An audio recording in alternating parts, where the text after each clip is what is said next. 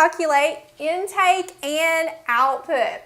What I'm going to be doing is I'm going to go over how to calculate intake, what specifically you include in that calculation versus output, because I know sometimes it can get a little bit confusing on what you should include.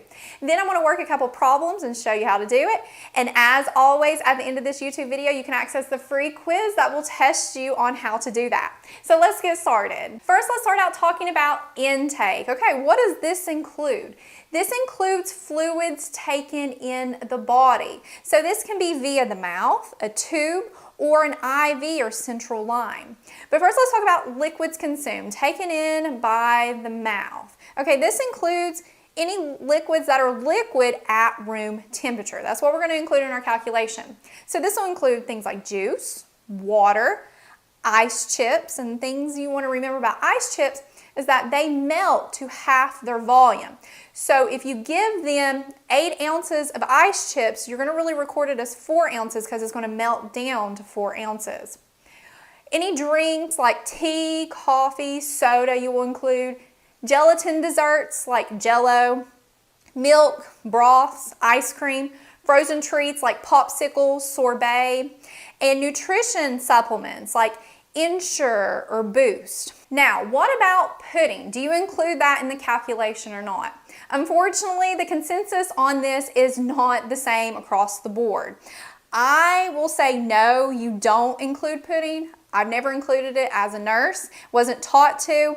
And the latest NCLEX guide by Kaplan says that you don't include pudding in the calculation because it's a semi-liquid. However, some students I've talked to, they said that their professor told them to or their book told them to. So if you have any doubts or questions, always ask your professor before the exam and go by what they tell you. But for this video, we're not going to include pudding when we work our practice problems. Okay, some other miscellaneous things that's included in this intake calculation are tube feedings, like the tube feeding that you would feed them through their PEG tube, whatever type of tube they have. Also, don't forget the free water flushes that they'll receive as well. And any type of IV fluids, central line fluids. This can include TPN, lipids, blood products, any med infusions or flushes. And next, IV flushes, don't forget those. And any irrigants like continuous bladder irrigation, things like that. Now let's talk about output. Okay, this is anything that's taken out of the body that leaves the body. A majority of your calculation for output will be urine. And it also includes things like emesis, vomit, liquid stool like diarrhea, or from an ostomy bag, especially an ileostomy since those stools tend to be a lot more liquid. Any wound drainage that you can measure that's like in a drain, like a wound bag, JP drain, a tube, chest tube, anything like that. Suction, that you can suction from the respiratory system, gastric system, you'll want to include. Now, one thing that we don't include but you want to be aware of it as a nurse is the insensible loss, things we really can't measure. And this comes from the skin or the lungs. And according to Mosby's Medical Dictionary, you can lose about 600 milliliters per day through these routes. So whenever you are assessing those I's and O's, you want to take that into consideration. Because remember, if that intake is less than that output, or the output is more than the intake, there is a risk of dehydration on your patient's part because they're losing so much fluid more than they're taking in. Compared to if the intake was more than the output, or another way of saying it, the output's less than the intake, they're retaining fluid. They're at risk for fluid overload because they're just ingesting or receiving all this fluid, but they're not really urinating it out, so they're at risk for retaining it. Now let's solve a problem. Okay, this particular problem wants to know what's the patient's total intake during your 12-hour shift. So whenever you look at these problems, you got to pay attention to a couple things because they try to throw you off. Okay, number one, you have to make sure you're including the right thing in your intake calculation, which is why we went over that whole list of what's included. Number two, a lot of problems will give you the intake in ounces, and you have to convert that to milliliters because we record intake and output in milliliters. And it's really easy how you do that. You take all the ounces and you multiply that by 30, and that will equal your milliliters. Another thing is that you want to make sure you pay attention whenever you are adding up those ounces, and don't add in like 10 cc's to your ounce calculation until you have converted it, because it can throw off your numbers. So let's see what our problem says. Okay, at 8 o'clock our patient had 8 ounces of orange juice, which we will include orange juice. They had 6 ounces of yogurt, we don't include that, and they had a 10 cc IV flush. Now cc's and milliliters are the same, they equal 1 cc equals 1 milliliter. So we're going to include that.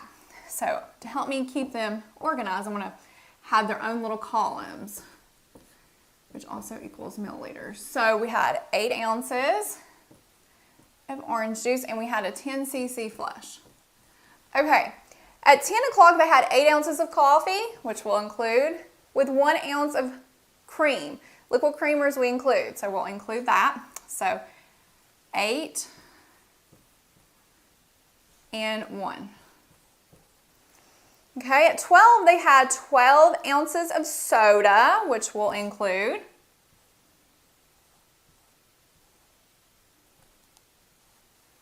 They had 2 12-ounce popsicles. Don't let that mess you up. They had 2 of them, so what would it be? We're not going to record 12, we're going to record 24. So 24 ounces. They had 3 ounces of pudding, which we're not including, and then they had 4 ounces of broth, which we include. And then at 1300, they had 6 ounces of soda, which we include. And then at 1600, they had 8 ounces of ice chips. Now, what did we say about ice chips? We only record it in half because it will melt down to that. So we'll record that as 4. And then the last part, it says from 1400 to 1900, they had IV fluids running at 50 cc's an hour, so 50 milliliters an hour. So they had this running for 5 hours. So 50 times 5 equals what? 250. Okay. Now we're ready to add. Okay, so we're going to add up all of our ounces. So all of that added together equals 67. But we're still in ounces and we got to get to milliliters. So we'll multiply 67 by 30 and that equals 2010. Okay, now we have to work this part over here. So 10 plus 250 equals 260.